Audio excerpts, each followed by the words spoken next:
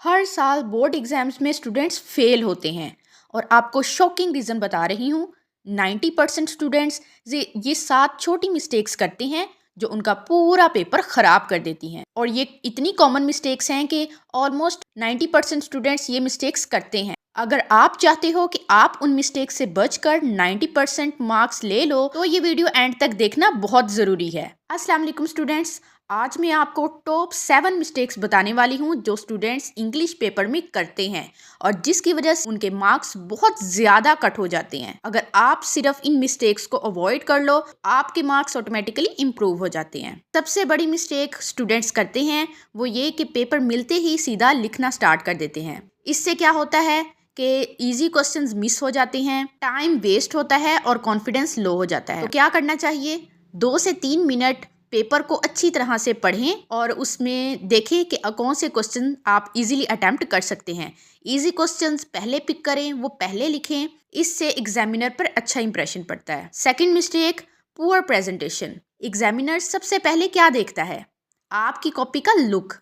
अगर आपकी राइटिंग गंदी होगी, लाइंस कट हो रही हैं, कोई स्पेस नहीं है, बार बार वर्ड्स को कटिंग किया हुआ है, पेपर गंदा है, तो एग्जामिनर का इंप्रेशन नेगेटिव हो जाता है और फिर ऑटोमेटिकली आपके मार्क्स कट जाते हैं। तो सोल्यूशन क्या है कि आप पेपर को क्लीन रखें, पेपर बिल्कुल साफ सुथरी राइटिंग में पेपर लिखें, प्रॉपर स्पेस दे के लिखें और हेडिंग्स अंडरलाइन करें, इम्पोर्टेंट पॉइंट्स को हाईलाइट करें, इम्पोर्टेंट चीज़ों को हाईलाइट करें मार्कर के साथ। तो प्रेजेंटेशन से आपके मार्क्स इंप्रूव होते हैं, प्रेजेंटेशन से एक पेपर की अच्छी लुक आती है। तो एग्जामिनर जब आपकी अच्छी प्रेजेंटेशन देखता है तो वो ऑटोमेटिकली आपको नंबर दे देता है। नेक्स्ट जो मोस्ट कॉमन मिस्टेक है वो ये है कि स्टूडेंट्स सोचते हैं कि ज़्यादा लिखेंगे तो ज़्यादा नंबर आएंगे।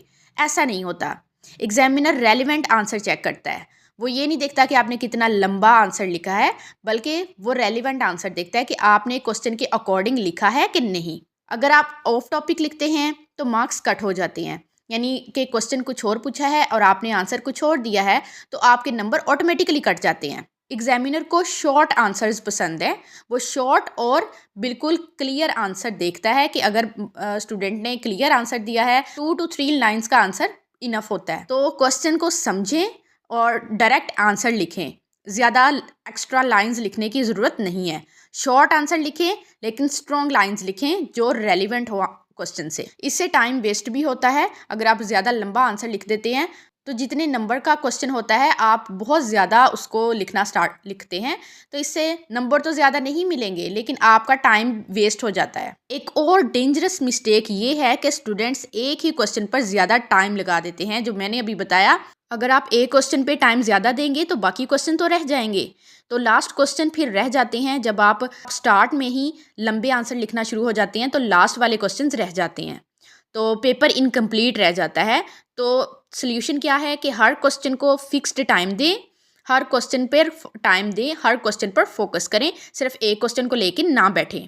और अगर किसी आंसर पर आप स्टक हो, कोई आंसर आपको याद नहीं आ रहा, तो फिर आप उसको स्किप कर दो। बाद में जब वापस आओ याद आए आंसर तो फिर लिख लें, लेकिन उसको स्किप कर दें, उस पर टाइम वेस्ट ना करें। आपका पेपर कंप्लीट होगा, क्वेश्चन आपके कंप्लीट होंगे तो फिर आपके नंबर ज़्यादा आएंगे। नेक्स्ट मिस्टेक जो स्टूडेंट्स को पता भी नहीं होती कि ये मिस्टेक है, वो ये कि लॉन्ग क्वेश्चंस में स्टूडेंट्स सीधा पैराग्राफ लिख देते हैं, जैसे ऐसे वगैरह हैं। स्टूडेंट्स क्या करते हैं कि 1 to Z लिखते हैं, कोई लाइन नहीं छोड़ते, एज इट इज़ पूरा एक पैराग्राफ की फॉर्म में ऐसे लिख देते हैं।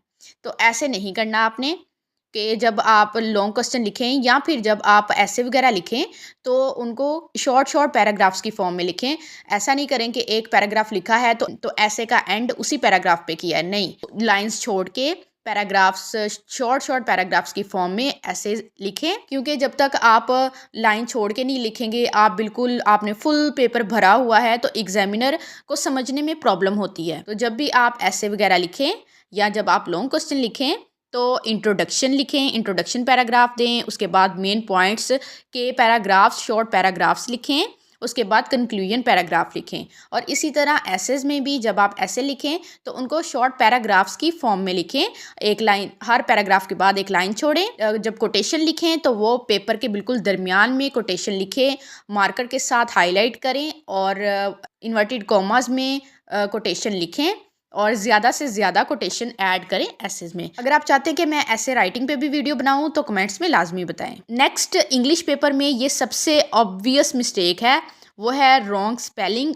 और ग्रामर मिस्टेक्स। ये डायरेक्टली आपके मार्क्स कट करते हैं। स्पेलिंग मिस्टेक होगी तो एग्जामिनर का सीधा ध्यान आपके स्पेलिंग मिस्टेक पे जाएगा। वो सबसे पहले पेपर जब देखेगा तो उसको आपकी स्पेलिंग मिस्टेक आपकी हाईलाइट होगी, उसकी ही मिस्टेक निकालेगा।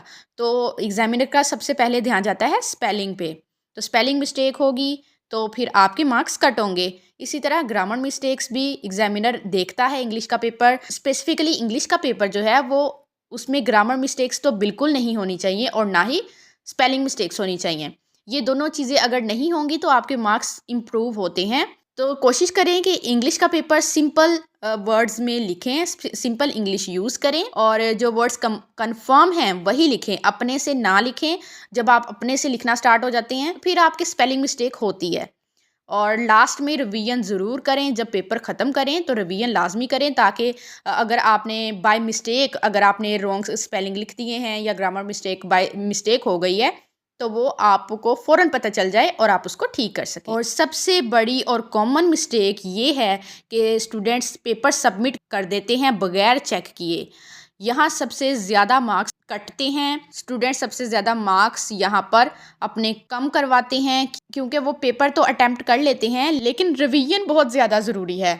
लास्ट 10 मिनट्स में आपको ज़रूर स्पेलिंग चेक करनी चाहिए, जो आंसर आपने मिस किए हैं वो चेक करें, अंडरलाइन ऐड करें, इंपॉर्टेंट पॉइंट्स को हाईलाइट करें, इंपॉर्टेंट चीज़ें अंडरलाइन करें, तो इससे आपका पेपर अच्छा लगता है। और जब आप एक दफ़ा अपना पेपर रिवाइज कर लेते हैं तो आपको मिस्टेक्स का पता चल जाता है। ये लास्ट स्टेप आपको एक्स्ट्रा 5 to 10 मार्क्स दिलवा सकता है अगर आप अपना पेपर रिवाइज कर लेते हैं। तो अगर आप इंग्लिश पेपर में हाई मार्क्स लेना चाहते हो तो इन 7 मिस्टेक्स को अवॉइड करना बहुत ज़रूरी है। और अगर आपने अभी तक सेकेंड ईयर इंग्लिश का कंप्लीट गेस्ट पेपर नहीं देखा तो वीडियो का लिंक डिस्क्रिप्शन में है, जाके देखें फ़ौरन।